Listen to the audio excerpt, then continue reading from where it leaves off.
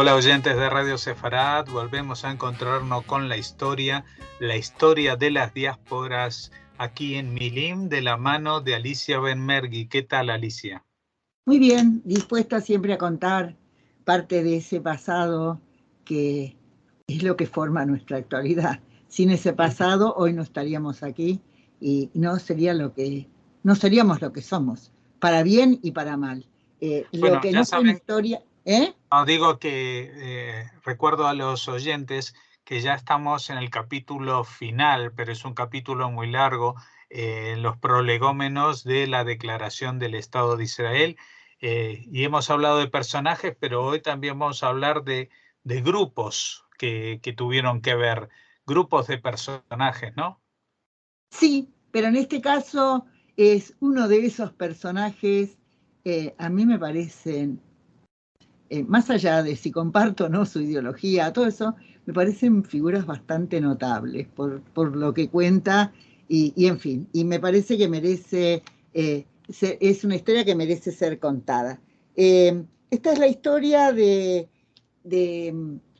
un integrante del Leji que les cuenta a los padres, estas cosas las estoy sacando, quiero que quede claro que no invento nada. El que inventa no es... salvo que hiciera mi propia investigación. Y en este caso es un material que tiene la Biblioteca Nacional de Israel que me parece sumamente interesante y valioso.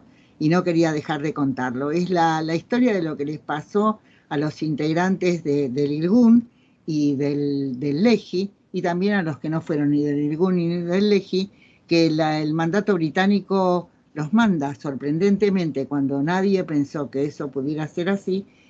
Los mete en un avión, estaban presos en Irgun, no en Irgun, en Latrun, perdón, y los mete en un avión y los manda como exiliados, en este caso a África. En un momento dado parece ser que estuvieron en Eritrea y en otro en Sudán. Y esta historia la conocemos a través de Eichenbaum, un personaje, Moshe David, un personaje muy interesante porque lo que él cuenta ahora cumpliría 100 años, porque nació en Eslovaquia en 1923, en una familia ortodoxa religiosa que hizo aliá a Israel y que estuvieron ahí en el barrio religioso de Jerusalén. Evidentemente, él nunca dejó de ser religioso, por lo que podemos advertir, y formó parte primero, se integró al Irgun para tratar de liberar al territorio de Israel de estos ingleses que no se querían ir, y después pasó a integrar el Leji. Y primero estuvo preso como integrante del Irgun y después estuvo preso como parte del Leji. Y ellos no se imaginaron, estos presos, no se olviden que algunos de ellos los ajusticiaron.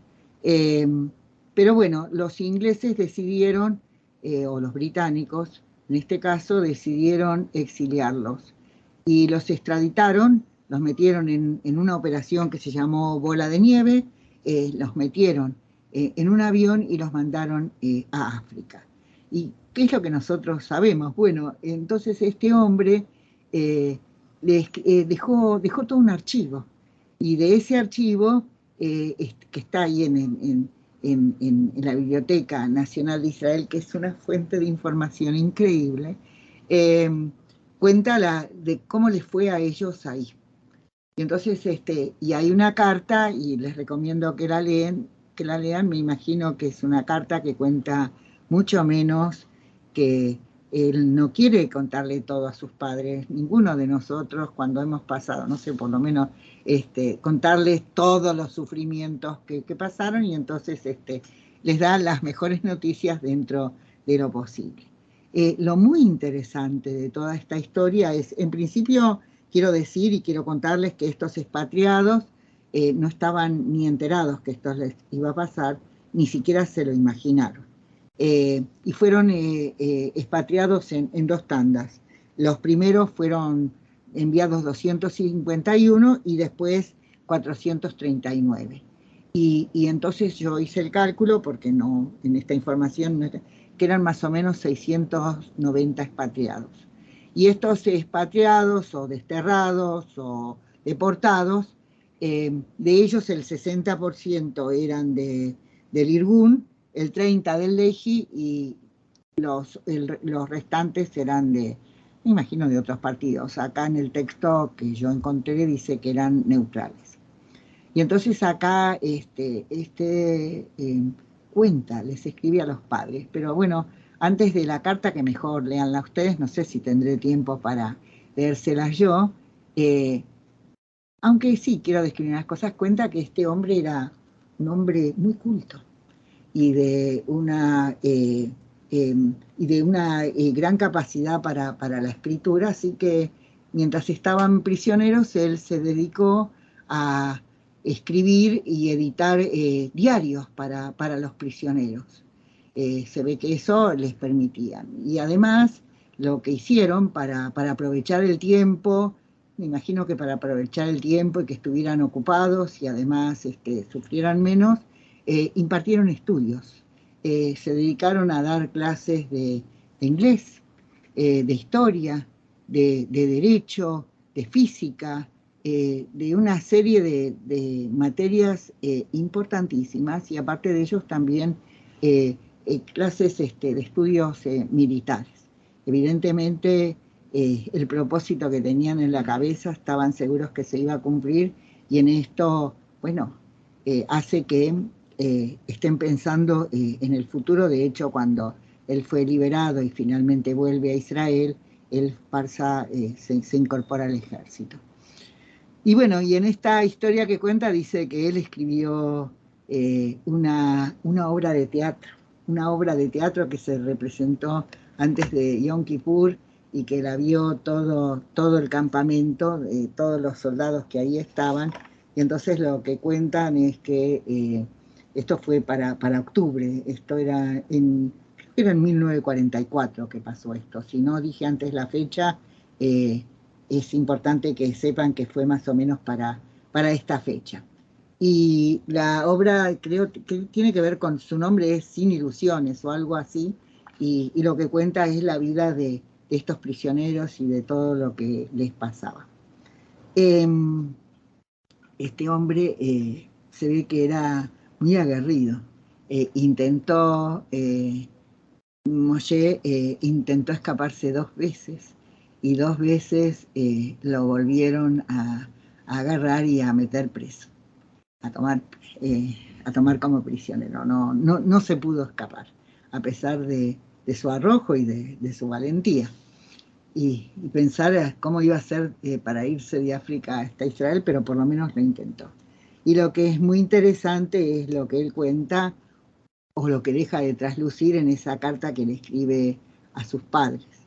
Escribe que eso es ahí en Sudán, que era un antiguo puesto militar inglés o británico, y que las habitaciones donde están ellos antes eran donde dormían o donde estaban las tropas, pero que ahora les sacaron las puertas y las ventanas y les pusieron rejas, así que ahí estaban encerrados, que no había comida kasher, porque ellos pidieron, pero todavía no se los habían mandado. Cuentan en esa carta, él cuenta que pidieron un rabino y bueno, voy a decirlo en yiddish, o un shohet en hebreo.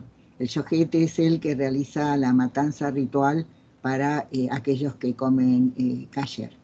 Y entonces la otra cosa que dice es que, bueno, que todo el campamento comía carnes enlatadas.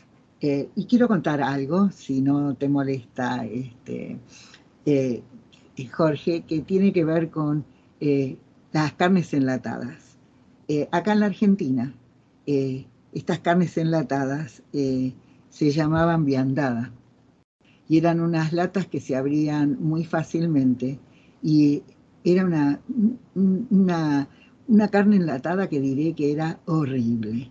Y esas latas se enviaban al ejército inglés. Una de las cosas que se culpó, por lo menos es lo que yo estudié acá en la Argentina, es que la Argentina no participó, se mantuvo neutral. Pero una de las cosas que yo escuché y leí y estudié, debo decirlo, en la facultad, es que la Argentina se mantuvo neutral porque los británicos necesitaban mucho del aprovisionamiento que había hecho la Argentina siempre. La Argentina fue de cuero, las riendas, todo lo que se necesitaba de monturas y todo eso, y además de alimentos. Y una de las cosas más importantes que se mandaban desde aquí eran las latas de carne, de las carnes y todo eso que con lo que se alimentaba al ejército. Eso por lo menos es lo que a mí me enseñaron.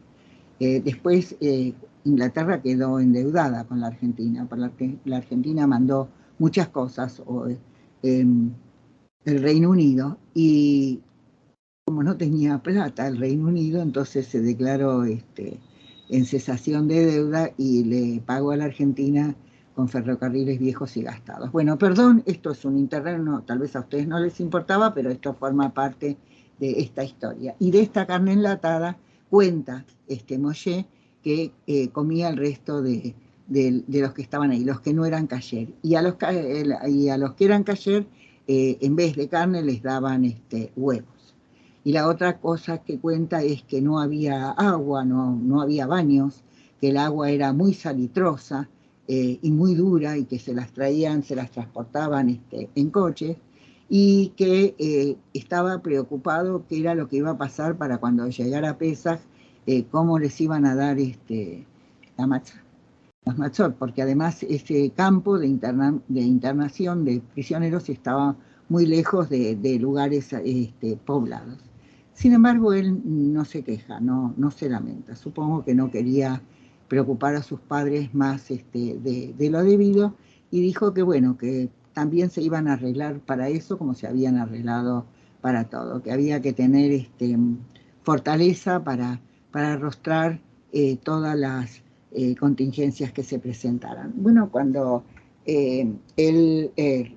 finalmente los liberan, termina la guerra, la ocupación británica, entonces él vuelve a Israel, se casa con una antigua compañera de Lehi, él siempre perteneció a la derecha, él publicaba artículos y él entra al ejército y él se dedica a los estudios y publica manuales de cartografía. Evidentemente él era muy capaz y muy inteligente.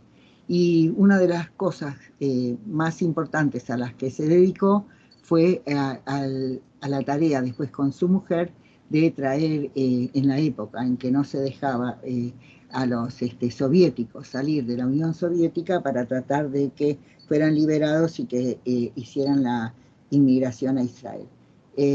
No tengo idea, no sé, no leí en qué lugar si él murió o no, pero me pareció una historia extremadamente interesante por toda porque todos sabemos que los hicieron prisioneros. Yo nunca había leído en ninguna parte a dónde los mandaron, qué hicieron con ellos.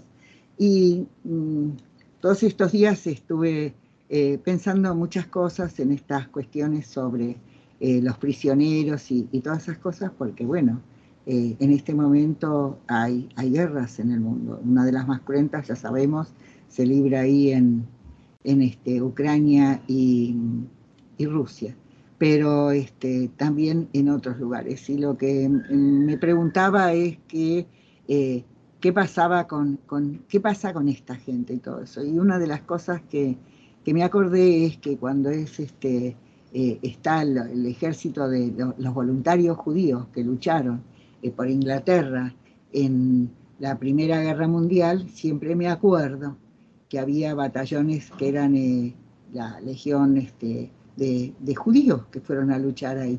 Y siempre me acuerdo con la historia, y yo creo que la contamos acá, Jorge, el hambre que pasaban porque a ellos eran los últimos que les mandaban la comida y que la comida era casi incomible. Y cuánto sufrieron por eso.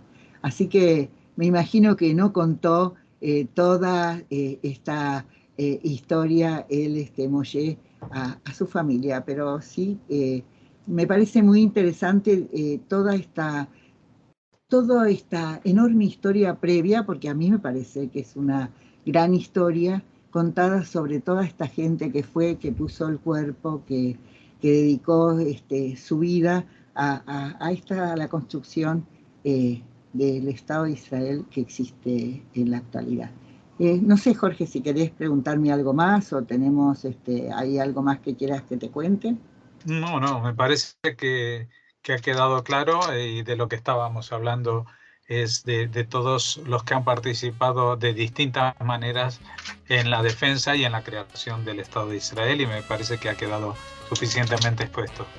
Así que muchas gracias y hasta la próxima. Hasta la próxima.